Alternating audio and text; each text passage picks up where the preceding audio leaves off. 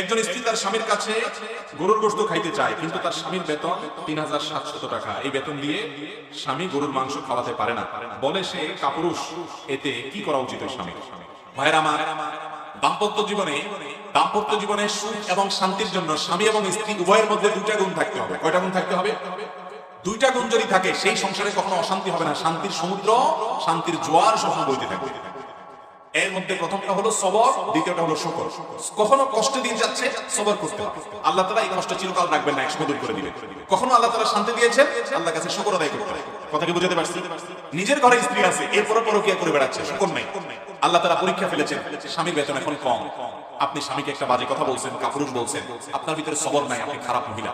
একইভাবে আপনার স্বামী, সে আপনার সব ভালো আছে, কোন একটা জিনিস হয়তো নাই, যৌতুক পাই নাই আপনার বাড়ি থেকে, তখন আপনাকে একটা খারাপ কথা বললো, একটা বাজে কথা বললো, সেও ছোট লোক। একজন ঈমানদার